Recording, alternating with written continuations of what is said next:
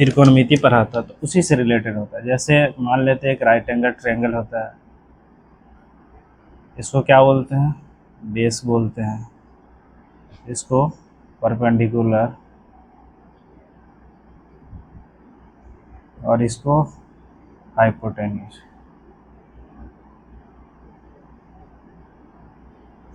इसको एस से डिनोट करते हैं, इसको बी से डिनोट करते हैं, और इसको पी से डिनोट करते हैं। जो भी एंगल लेंगे उस एंगल के बिल्कुल सामने परपेंडिकुलर होता है, ठीक ना। अगर हम एंगल ए लेंगे तो इसके लिए परपेंडिकुलर ये हो जाएगा, और अगर एंगल सी लेंगे तो इसके लिए परपेंडिकुलर ये हो जाएंगे। पहले कुछ प्रूफ देखते हैं, उसके बाद हम देखते हैं। जैसे मान लेते हैं कि एक ट्रायंगल है, और इस ट्रायंगल में ये दूरी आर है, और इसको मैंने सर्कल खींचा, ए बी सी, ए हो गया, बी के साइड बी और सी के साइड सी। ए बट्टा साइन ए बराबर बी बट्टा साइन बी बराबर सी बट्टा साइन सी बराबर 2r होता है, ठीक ना। मान लेते कुछ देर के लिए ए बट्टा साइन ए, बी बट्टा साइन बी, सी बट्टा साइन सी बराबर के ले लेते हैं। तो ए बराबर क्या हो जाएगा, के साइन ए, बी बराबर के साइन बी, और सी इक्वल टू के साइन सी, ठीक ना। तो तीनों एंगल का रेशियो अगर लेंगे ए बी सी का, तो क्या आ जाएगा, के साइन ए अनुपात के साइन बी अनुपात के साइन सी। के ख़त्म हो जाएगा तो ए बी सी बराबर क्या हो जाएगा, sine A sine of angle A, sine of angle B, और साइन ऑफ एंगल सी, ठीक ना। अब हम मान लेते हैं कि कोई भी ट्रायंगल लेते हैं। जैसे मैंने मान लिया कि ये एक ट्रायंगल है, इस ट्रायंगल में ये दिया है 120 डिग्री, ये 30, ये 30। तो हम आसानी से इसके साइड को पता लगा सकते हैं कि कौन साइड की वैल्यू क्या है, क्योंकि इसके अपोजिट साइड क्या है, दूरी ए हो जाएगा, ये बी हो जाएगा, और ये सी हो जाएगा। तो तीनों रेशियो निकालेंगे, अनुपात बी अनुपात सी है, कितना हो जाएगा। तो sine of angle A sine 120 degree, sine of angle B कितना है, साइन 30 डिग्री, और साइन ऑफ एंगल सी कितना है, साइन 30 डिग्री। साइन 120 का वैल्यू क्या हो जाएगा, √3/2, और साइन 30 का मान 1/2, और साइन 30 कितना हो जाएगा, 1/2। तो यहाँ देखेंगे √3 1 1, इसका मतलब ये √3 इसका डिस्टेंस हो रहा है, ये 1 और ये 1। यहाँ से हम किसी भी ट्रायंगल का डिस्टेंस, मतलब उसके बीच की दूरी निकाल सकते हैं रेशियो के फॉर्म में। चलिए अब कुछ और देख लेते हैं। जैसे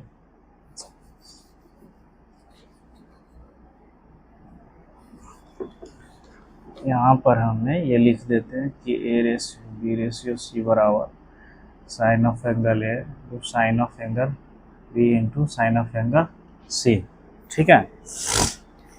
जैसे मैंने मान लिया कि ये एक ट्रायंगल है, राइट एंगल ट्रायंगल, और ये एंगल 30 है, तो ये कितने हो जाएंगे, 60 हो जाएंगे।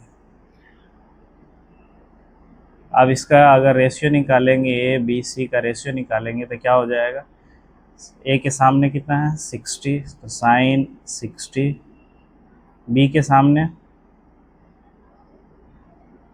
90, और सी के सामने साइन 30। साइन 60 का मान √3/2, साइन 91, और साइन 30 1/2। अगर इसका रेशियो निकालेंगे तो हो जाएगा √3:2:1।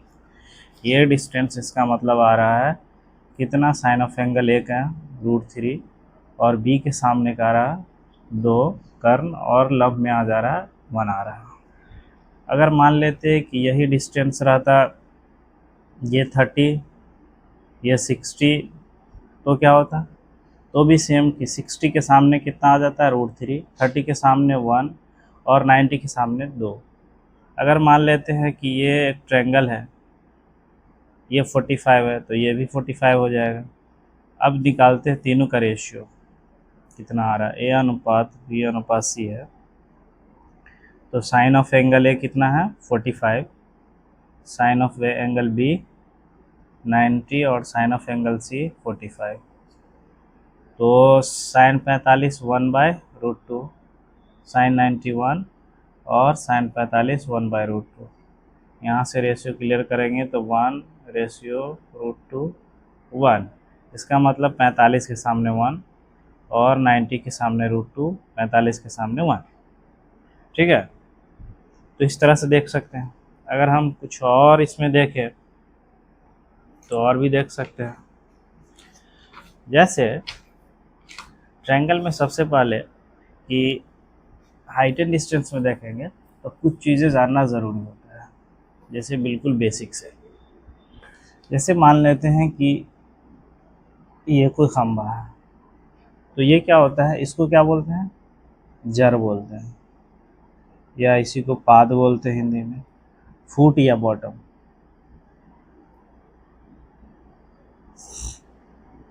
और इसको क्या बोलते हैं, शिखर बोलते हैं, इसी को शीर्ष बोलते हैं, या इसी को टॉप बोलते हैं। ठीक ना। अगर हम किसी भी चीज़ को नीचे से ऊपर की तरफ देख रहे हैं, कहाँ से देख रहे हैं, नीचे से ऊपर की तरफ देख रहे हैं।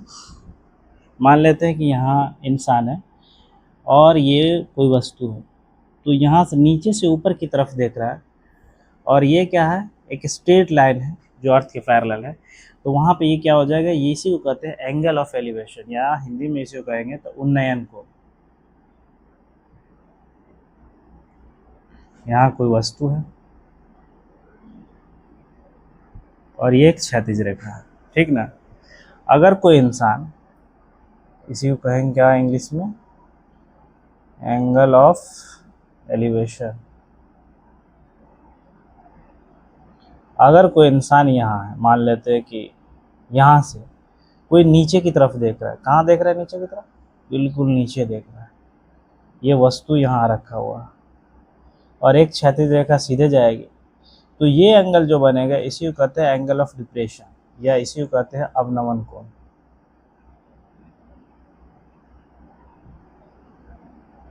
ठीक है, angle of depression.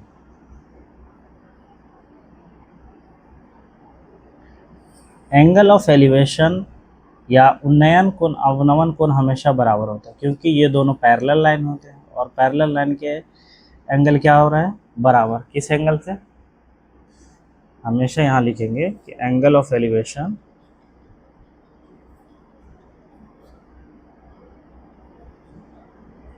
Is equal to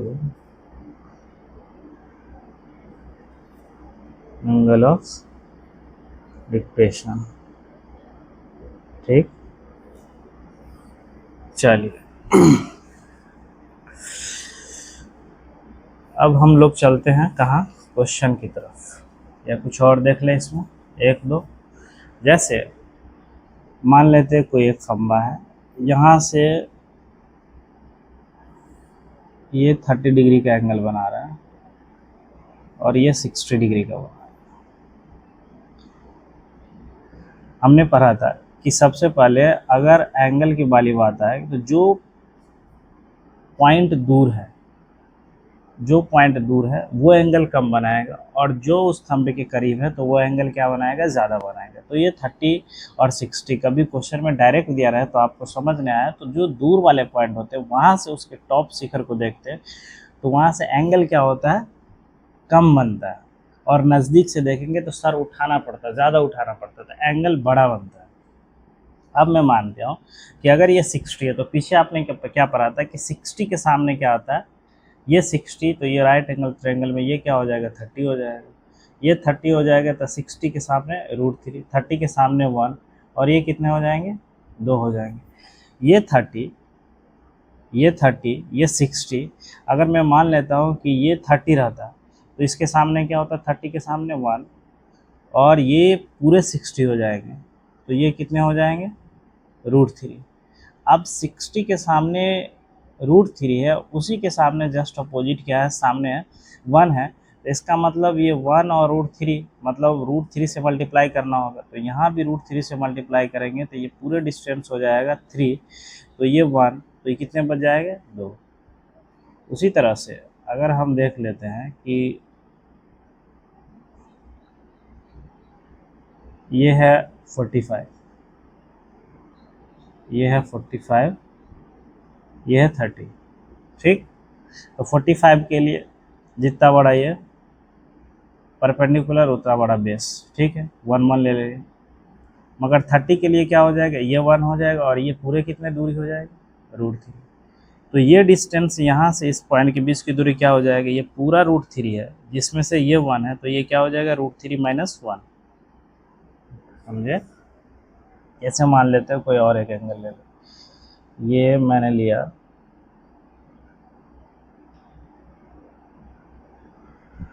जैसे ये 60 लिया और ये 45 लिया। 60 के लिए क्या हो जाएगा, √3 और ये बेस ये 1, तो 45 के लिए क्या हो जाएगा, ये 1 और ये पूरे भी 1 हो जाएगा। मगर यहाँ पर 60 के लिए √3 है, मगर 45 के लिए 1 है, इसका मतलब ये रूट से मल्टीप्लाई हो रहा है, तो यहाँ भी ये √3 से मल्टीप्लाई होगा, तो ये डिस्टेंस 1, तो यहाँ से इस दोनों पॉइंट के बीच की दूरी क्या हो जाएगा, √3 - 1। उसी तरह से हम देखते हैं कि मान लेते हैं कि ये एक और पॉइंट ले लेते हैं, ठीक, ये 45, ये 30 और ये 45 लेते हैं, ये 60 ले लेते हैं। अब क्या कहें, 60 के सामने √3, 30 के सामने 1, उसी तरह से 30 के सामने ये 1 और ये पूरा क्या हो जाएगा, √3।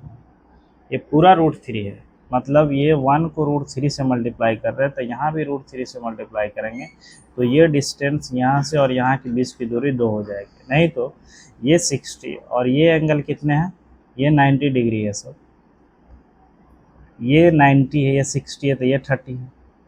अगर ये 90 है, ये 30 है, तो ये कितना 60 में ये 30 है, तो ये भी 30 हो जाएगा, और ये 30 है, तो इसका मतलब ये दूरी कितना हो जाएगा, 1 √3, तो ये 2, तो ये 2, तो ये भी 2 हो जाएगा। समझे?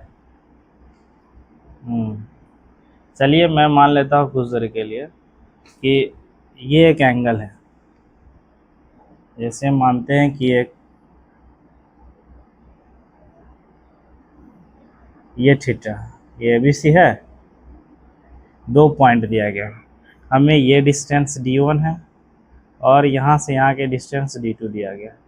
ये एंगल थीटा है और ये 90 में, दोनों एक दूसरे के पूरक है। पूरक मतलब दोनों एंगल का सम 90 डिग्री।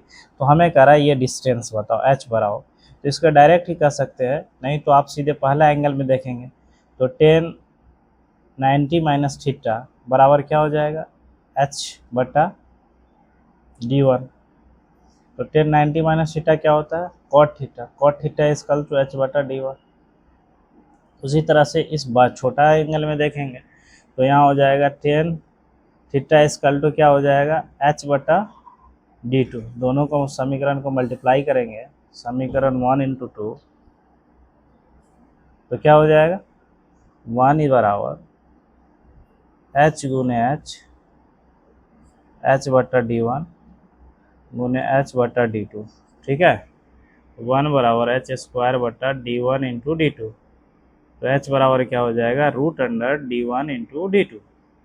तो ये डिस्टेंस अगर हमारे लिए हो जाएगा √D1 × D2, ठीक।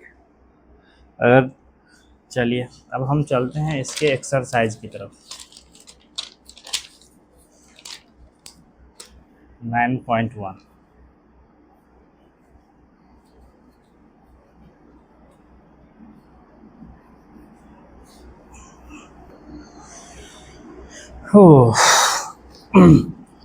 कह रहा है सर्कस के एक कलाकार 20 मीटर लंबी डोरी पर चढ़ रहा है जो अच्छी तरह से तनी हुई है। मान लेते हैं कि सर्कस के एक कलाकार है जो 20 मीटर लंबी डोरी पर चढ़ रहा है, जो अच्छी तरह से तनी हुई हैं और जो नीचे ज़मीन के साथ 30 डिग्री का एंगल बनाते हैं। ठीक ना। तो हमें कह रहा है कि बताइए जिस खंबे से बंधा हुआ है उस खंबे की ऊंचाई कितनी है। ये कितने हैं, ये 20 मीटर है। मान लेते हैं कि ए बी खंबा है और सी उस पॉइंट है जहाँ से बंधा हुआ। हमने पीछे क्या पढ़ा था कि 30 है, ये 90 डिग्री है, तो ये 30 है, तो ये क्या हो जाएगा 60 हो जाएगा। 30 के सामने कितना हो जाएगा 1, 60 के सामने √3, और ये जो कर्ण है हाइपोटेन्यूज है उसके सामने क्या 2, तो मतलब 2 का वैल्यू दिया है 20, तो एक का मान क्या हो जाएगा 10, एक का मान 10। तो हमें पूछ किसका मान देख रहा है, 1 ही का मान पूछ रहा है, तो इसका मतलब ये 10 मीटर इसका हाइट है। ओके, मतलब 2 सेकेंड से 3 सेकेंड में आप आंसर ला सकते हैं। उसी तरह से मानते हैं कि दूसरा क्वेश्चन है, आंधी आने से एक पेड़ टूट जाता है और टूटा हुआ भाग इस तरह से मुड़ता है कि पेड़ के शिखर को जमीन से छू जाता है और शिखर जमीन के साथ कितने डिग्री का कोण बना रहा है, 30 डिग्री का। मानते हैं ये पेड़ है और पेड़ जमीन के साथ टूट के कितने डिग्री का कोण बना रहा है, 30 डिग्री का कोण बना रहा है। बड़ा फिगर ले लेते हैं, मान लेते हैं पेड़ है, ये टूट के इतना बड़ा था, जमीन के साथ 30 डिग्री कोण बनाया। ठीक, और पेड़ से उस पॉइंट के बीच की दूरी दिया गया है कितना, 8 मीटर। तो कह रहा है पेड़ की ऊंचाई बताइए। ठीक है, मान लेते हैं कि A B C D, B D पेड़ है। हमने क्या पीछे पढ़ा है कि 30 के सामने 1, ये 90 डिग्री है, तो ये 30 है तो ये 60 हो जाएगा। 30 के सामने 1 और 60 के सामने √3 और 90 के सामने कितना है, जहाँ पेड़ का शिखर जमीन को छूता है 8 मीटर है, वही दूरी है ना। हाँ 8 मीटर है, ठीक है। तो ये 2 है, तो ये जो कर्ण है जो हाइपोटेन्यूज है जो जमीन के साथ छू रहा है वही 2 है ना जो टूटा हुआ भाग है। तो मतलब ये टोटल डिस्टेंस यहाँ से 2, मतलब यहाँ से यहाँ की दूरी कितनी हो रही है, 3 हो रही है। हमें किसका वैल्यू दिया गया है, √3। √3 का वैल्यू कितना दिया है, 8 मीटर। तो 1 का मान कितना हो जाएगा, 8/√3।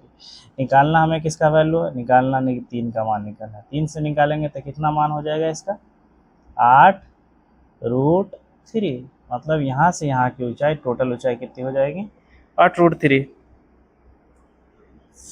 ठीक। तीसरा देखते हैं।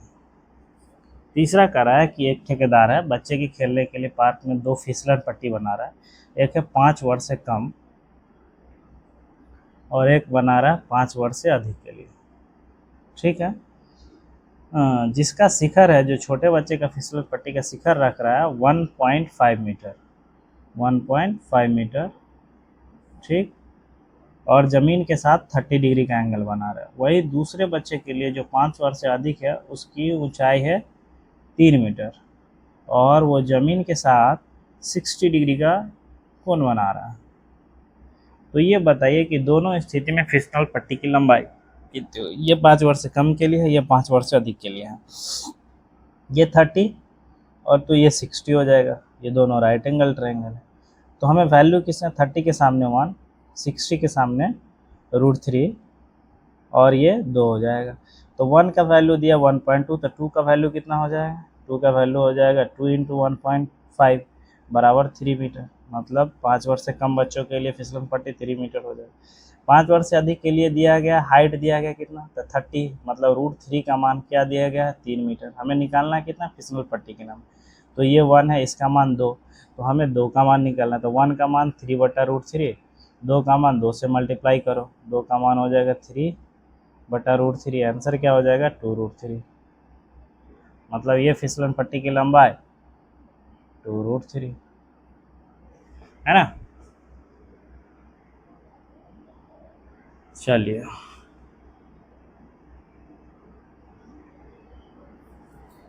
गड़बड़ नहीं हो।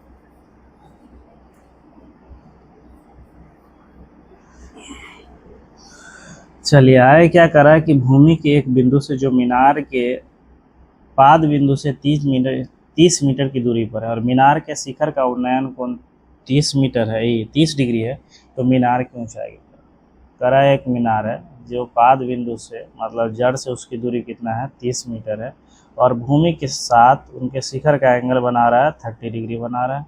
तो हमें मीनार की ऊंचाई बताइए। अब ये 30 है तो ये 60 हो जाएगा। 30 का वैल्यू 160 का मान √3, तो √3 का मान दिया है कितना 30 मीटर, तो 1 बराबर क्या हो जाएगा 10√3।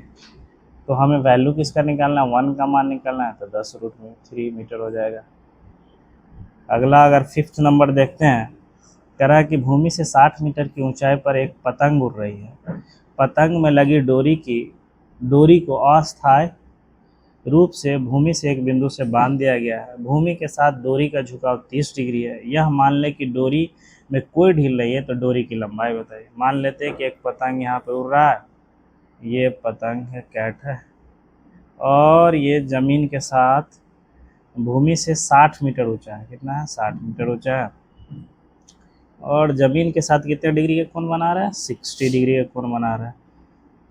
और तो ये बताइए कि डोरी की लंबाई बताइए। बिल्कुल आसान है, √3 के सामने √60 के सामने √3, मतलब ये वैल्यू किसका दिया है √3 का, ये 1 का, निकालना किसका है 2 का। √3 का वैल्यू कितना है 60 मीटर, तो 1 का वैल्यू क्या हो जाएगा 20√3, एक का मान 20√3 हो जाएगा। निकालना किसका है टू का वैल्यू निकालना था, क्या हो जाएगा 40√3 आंसर। अगला 6 नंबर कह रहा है कि 1.5 मीटर लंबा एक लड़का 30 मीटर ऊंचे भवन से कुछ दूरी पर खड़ा है। जब वो ऊंचे भवन की ओर जाता है तो उसकी आंख से भवन का शिखर उन्नयन कोण 30 से 60 हो जा रहा है। तो बताइए कि वो भवन की ओर कितनी दूर तक चल कर आया। ठीक है, मान लेते हैं कि एक लड़का है, मानो ये लड़का है, ठीक है, ये एक लड़का है, यहाँ से ही भवन है, और यहाँ से पहले ये यहाँ था तो इसका एंगल बनता था 30, अब ये यहाँ आ गया तो इसका एंगल बन रहा है 60। ठीक है, पहले 30 था, अब 60 बनने लगा। और क्या बोला कि लड़का की ऊंचाई कितनी है, ये पूरे भवन है, लड़का की ऊंचाई है 1.5 लड़का की ऊंचाई है, हाइट है, तो 1.5 इतना है। और एक लड़का 30 मीटर ऊंचे भवन है, ये 1.5 है, तो ये कितना हो जाएगा 28.5 हो जाएगा।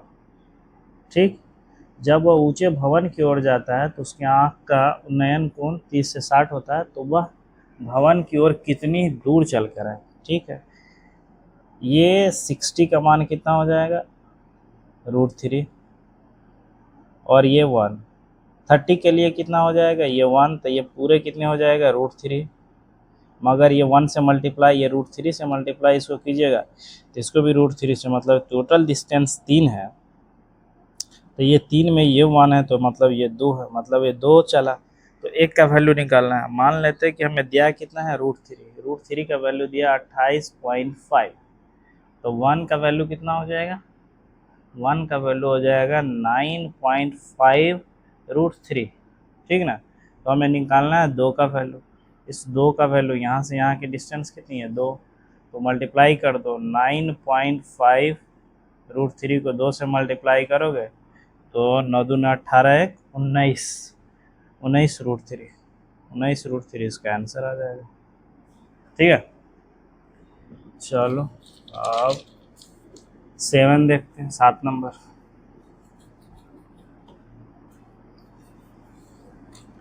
7 नंबर कह रहा है कि भूमि के एक बिंदु से एक 20 मीटर ऊंचे भवन के शिखर पर लगी एक संचार मीनार के तल और शिखर का उन्नयन कोण 45 और 60 है, तो मीनार की ऊंचाई ज्ञात कीजिए। कह रहा है कि भूमि के एक बिंदु से 20 मीटर ऊंचे भवन के शिखर पर लगी, ये भवन के शिखर पर एक मीनार है। ठीक है, मान लेते हैं ये मीनार है,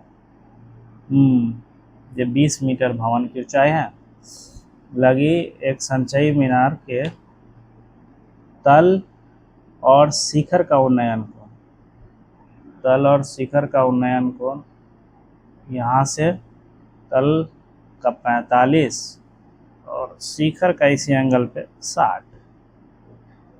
तो कह रहा है मीनार की ऊंचाई ज्ञात कीजिए, मतलब ये डिस्टेंस है। ठीक है, 45 का मान कितना है 1, जितना बड़ा ये उतना बड़ा ये, ठीक है 1 1। 60 का मान क्या हो जाएगा, ये टोटल √3,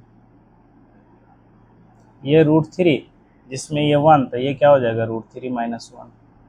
तो हमें निकालना है किसकी ऊंचाई, इसकी ऊंचाई। 1 का वैल्यू दिया गया है 20 मीटर, तो √3 का मान कितना हो जाएगा 20 × √3 - 1, इसका आंसर आ जाएगा। आंसर कितना आ जाएगा 20 × √3 - 1। वैसे इसको अलग भी कर सकते हैं, क्योंकि √3 का वैल्यू हो जाता है 1.7321, जिसमें से 1 घटा देगा तो 0.732 ये हो जाएगा। फिर 20 से उसको मल्टीप्लाई कर सकते हैं या ऐसे ही आंसर छोड़ सकते हैं। कितना था ये 7 नंबर। 8 देखते हैं कि एक पेस्टल के शिखर पर एक 1.6 मीटर ऊंची मूर्ति लगी हुई है और भूमि के एक बिंदु से मूर्ति के शिखर का उन्नयन कोण 60 और उसी पेस्टल के शिखर का कोण 45 है, तो पेस्टल की ऊंचाई ज्ञात कीजिए। मानते हैं कि एक पेस्टल है, ठीक, तो पेस्टल के शिखर का उन्नयन कोण, तो मान लेते हैं कि ये एक पेस्टल शिखर पर एक मूर्ति लगी हुई है, छोटी सी मूर्ति लगी हुई है, ठीक है, जिसमें से कह रहा है कि भूमि के एक बिंदु के शिखर पर जिसका उन्नयन कोण 60 है, मूर्ति के शिखर का उन्नयन कोण 60 है और इसका 45 है, ठीक। तो पेस्टल की ऊंचाई ज्ञात कीजिए। ये मूर्ति की ऊंचाई 1.6 दिया गया है, तो हमें निकालना है किसकी, इसकी ऊंचाई निकालना है।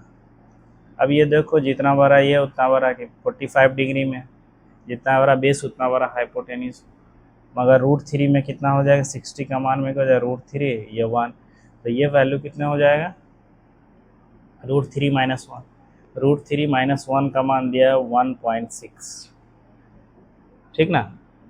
तो यहाँ से 1 का वैल्यू कितना हो जाएगा, 1 बराबर हो जाएगा 1.6 बटा √3 - 1, ठीक। गौर से रेशनलाइज करेंगे तो कितना हो जाएगा 0.8 √3 + 1 का वैल्यू आ जाएगा। यही इसका आंसर है, क्योंकि हमें निकालना था इसकी ऊंचाई, तो 0.8 × √3 + 1, ठीक। अगला कह रहा है कि एक पाद बिंदु से एक भवन के शिखर का उन्नयन कोण 30 डिग्री है। क्या बोला है 9 नंबर कि एक मीनार के पाद बिंदु से एक भवन के शिखर का उन्नयन कोण 30 डिग्री है और भवन के पाद बिंदु से मीनार के शिखर का उन्नयन कोण 45 है। एक भवन है और एक मीनार है, ये भवन है ये मीनार है, इसके और इसके दोनों का शिखर का उन्नयन कोण देखिए, ये कितना है 60 है और कितना है ये 30 है और ये 60 है, ठीक। यदि मीनार 50 मीटर ऊंचा है, 50 रुपये प्लस दीजिए तो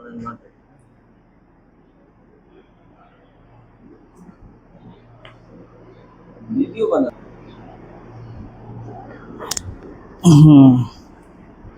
तो क्या है कि ये भवन है और ये मीनार है, इसकी ऊंचाई दिया है कितना 50 ही है ना, भवन के बाद में हाँ, तो हमें ज्ञात करना है कि भवन की ऊंचाई कितनी है। इसका मान √3, तो ये 1 हो जाएगा और ये 30 के सामने ये 1 और ये √3। अगर ये √3 है तो इसको भी √3 से मल्टीप्लाई करना होगा, तो ये 3 का मान 50 है, तो एक का मान कितना होगा 16.66, हमें 1 का मान ही निकालना है। भवन की ऊंचाई 1 है तो 1 का मान 16.66 है ना, 66 आंसर आ गया। अगला क्वेश्चन कह रहा है 10 का नंबर क्या है, 10 नंबर देखते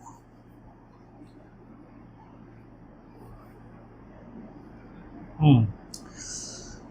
10 नंबर कह रहा है कि 80 मीटर चौड़ी एक सड़क के दोनों ओर आमने सामने समान लंबाई के खंभे, मानते हैं ये सड़क है और दोनों के समान लंबाई के खंभे हैं ये दोनों। हाँ, और एक बिंदु पर एक 30 डिग्री का एंगल बना रहा है और एक 60 डिग्री का एंगल बना रहा है।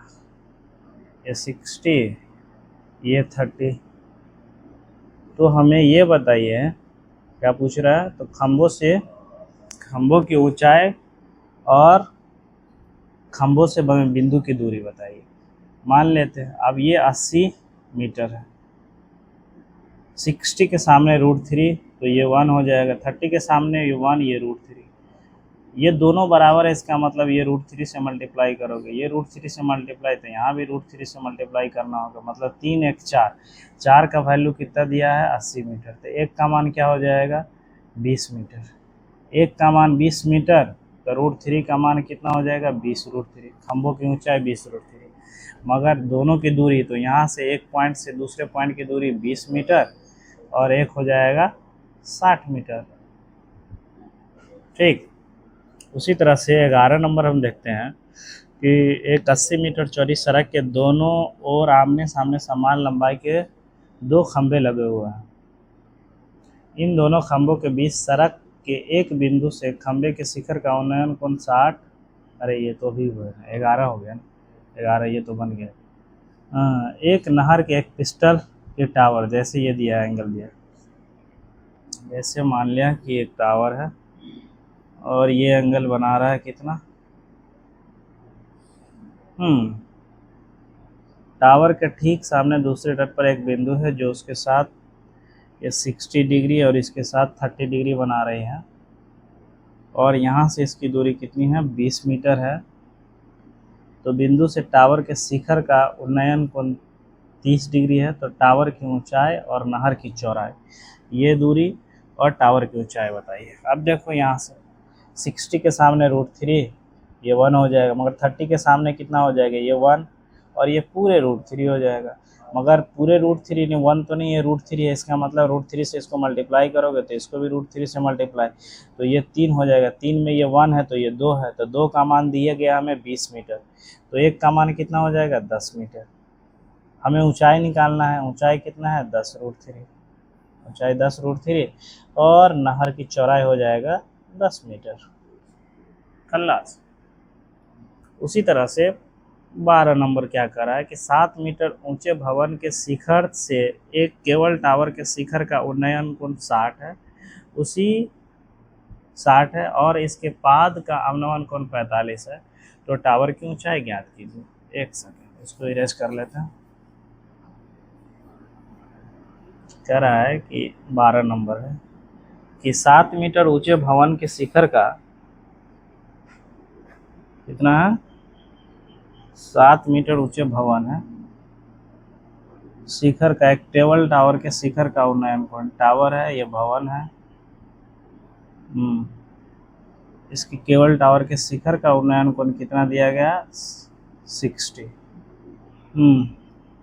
और इसके पाद का अवनमन कोण, पाद का अवनमन कोण कितना है 45।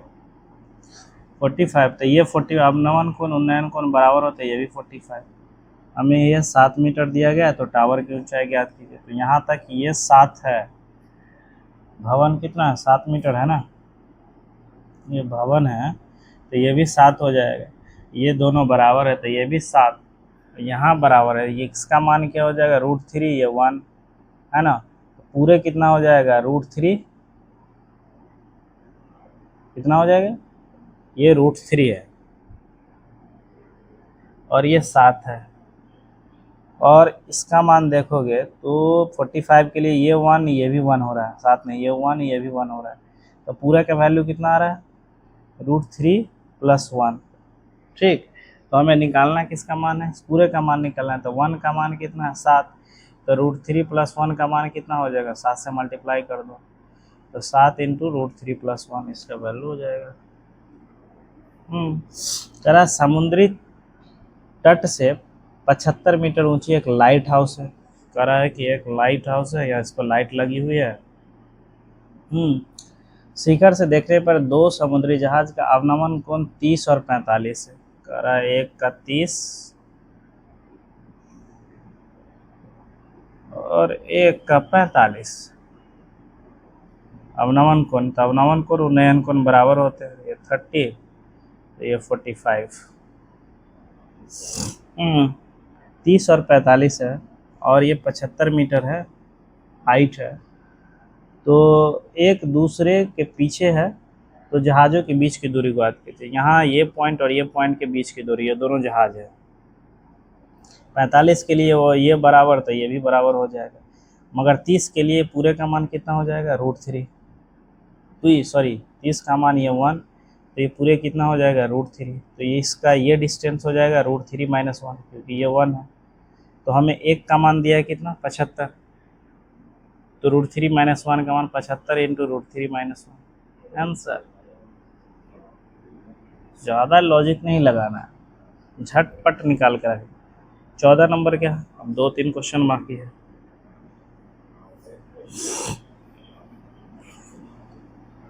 चौदह कह रहा है